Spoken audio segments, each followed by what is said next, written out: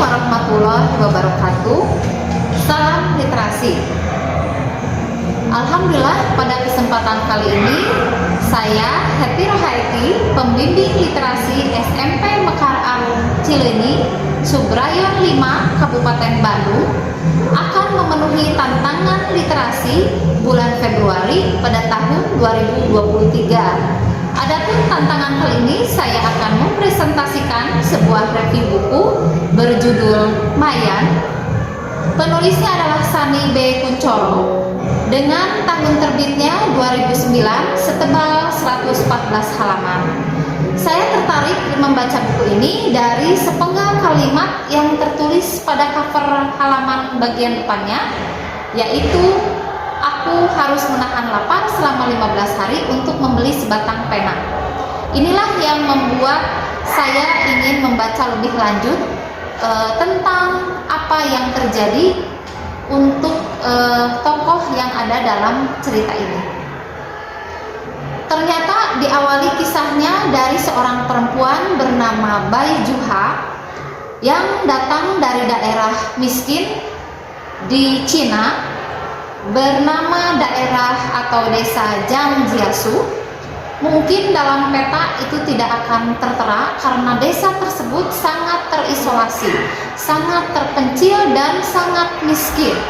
Hampir semua penduduknya pekerjaannya sebagai petani.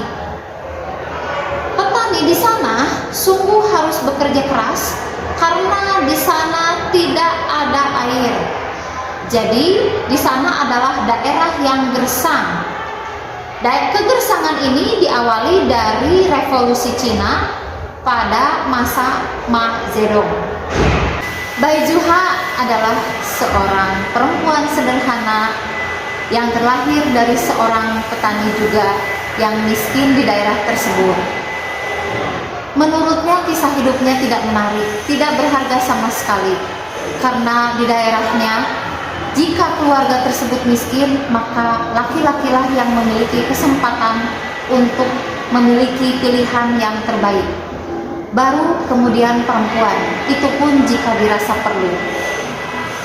Hal yang sama mungkin terjadi pada Bai Juha. Dia tidak memiliki keinginan untuk masa depannya karena masa depannya sudah ditentukan.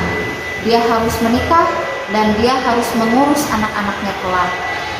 Itulah yang dirisaukan oleh seorang Bai Juha. Bai Juha pada akhirnya nanti tidak ingin mewariskan kemiskinan dan kebodohan yang dialami oleh dirinya harus dialami juga oleh anak-anaknya kelak. Dia ingin anak-anaknya kelak itu berubah seperti orang lain yang memiliki masa depan yang pasti, masa depan yang cerah, tidak lagi mengalami penderitaan seperti dirinya, tidak lagi mengalami kemiskinan. Itulah janji Bai Juha di dalam hatinya. Ia harus bekerja keras untuk bekal mewujudkan impian dan janjinya itu kepada anak-anaknya. Pernikahan Bai Juha dengan seorang laki-laki melahirkan seorang gadis bernama Mayan.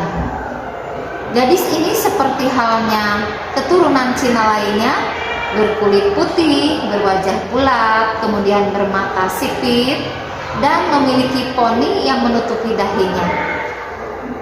Dia adalah anak yang patuh pendirian, yang penurut kepada orang tua, dan memiliki cita-cita yang tinggi. Cita-citanya apa? Dia ingin membahagiakan kedua orang tuanya.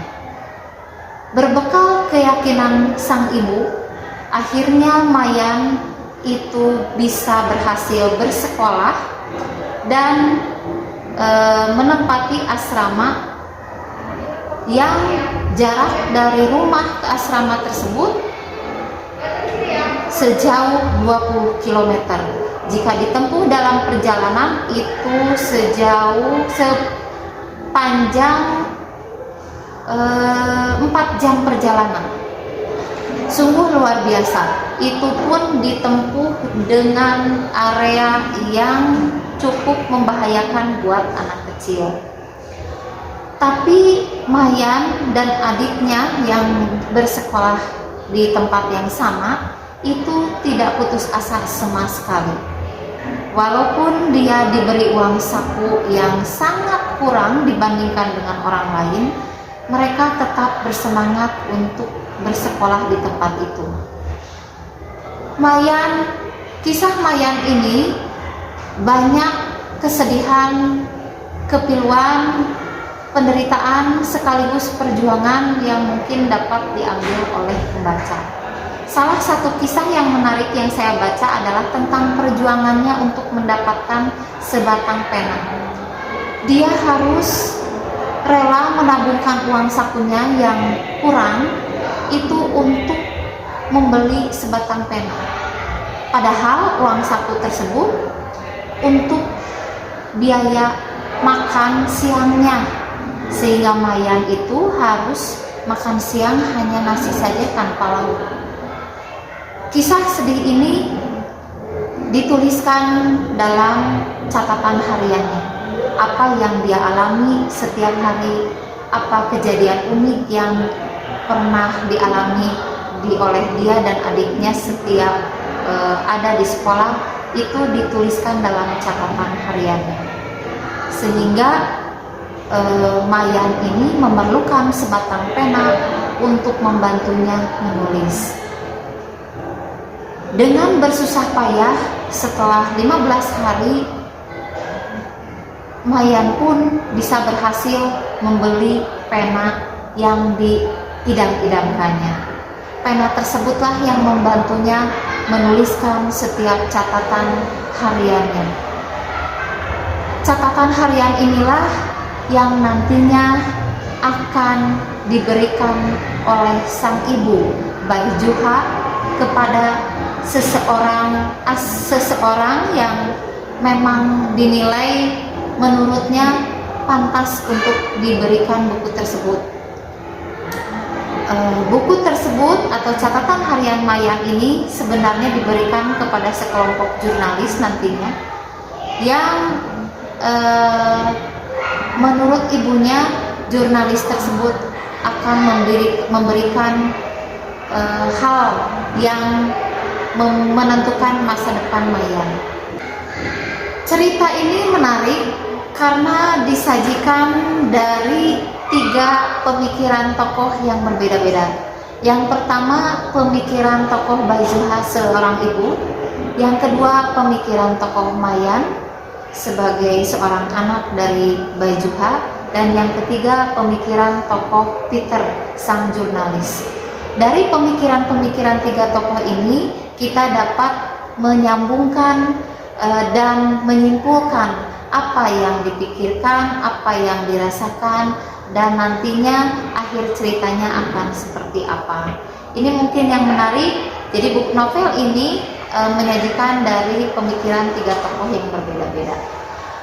Hikmah dari cerita ini bahwa perjuangan itu tetap harus didorong oleh motivasi yang kuat dari dalam diri sendiri dan didukung oleh orang-orang yang tercinta di sekeliling kita, sehingga hal itu dapat mewujudkan impian serta keberhasilan kelak di masa yang akan datang.